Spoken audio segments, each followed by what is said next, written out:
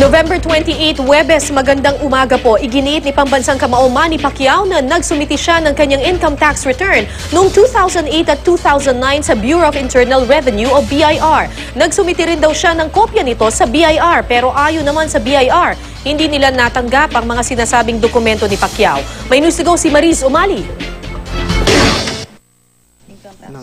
Ibinakita ni Manny Pacquiao sa GMA News ang kopya ng kanyang US non-resident alien income tax return para sa mga taong 2008 at 2009. Matibay raw itong ebidensya na wala siyang tinakasang buwis noong manalo sa kanyang mga laban sa Amerika. Ito rin daw ang dokumento isinumiti niya sa BIR para hindi na siya obligahing magbayad din ng buwis sa Pilipinas alinsunod sa kasunduan ng ating bansa at ng Amerika. At sabi nila na hindi namin sila nabigyan ng income tax return. Ito, ayan oh, ayan.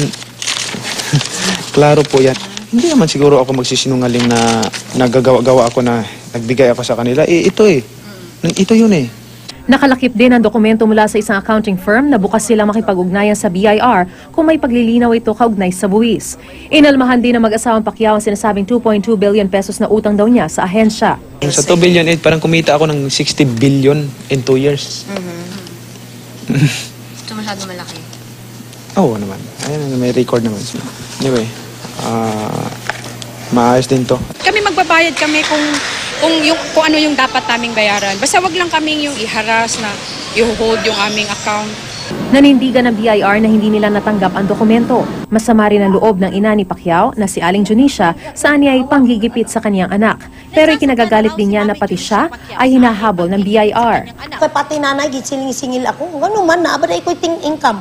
Di ba tayo dito, sinsan, nakita ninyo. Unsa na, anong income ko dito? Wala man ko trabaho. Wala man ko trabaho ang soldado, gobyerno. Wala po na akong instrumento nga, gipatayo nga building sa para sa akin. Wala may pangalan mamidi. Ayon naman kay Henares, wala mang kinikita si Aling Junicia, may 3 bahay na nakapangalan sa kanya. Kung bigay raw ang mga ito, dapat ay may pruwebang nabayaran ng donor's tax. Sa December 5, itinakda ang hearing sa Court of Tax Appeal sa mosyon ng kampo ni Pacquiao na bawiin ang warrant of garnishment sa inisyu sa kanilang mga bangko. Sa gitna naman ng kontrobersya, naging maugong ang bali-balitang lilipat na sa House Minority Block ang kinatawa ng Sarangani. Ayon kay House Minority Leader Ronaldo Zamora, kung matutuloy ang paglipat ni Pacquiao, siya magsisilbing koneksyon ng minorya sa mga taga Mindanao. Pero ayon kay Pacquiao, hindi niya ito iniisip dahil wala naman itong kinalaman sa issue. Hindi ko pa iniisip yan at focus muna tayo dito sa sa inisikaso natin. Yung pag-impact, pagre-repack ng mga bigas at saka yung siyempre may problema pa. Sa kabila ng kaso, tuloy pa rin ang relief operations ni Pacquiao sa Eastern Visayas sa Sabado. Target daw niyang makatira ng relief goods ang 20,000 pamilya. Kabilang sa pupuntahan niya ang lungsod ng Tacloban at Ormoc sa Leyte. Gayon din sa Catbalogan, Basay, Giwan, Mercedes at Borongan sa Samar. Mariz Umali, GMA News.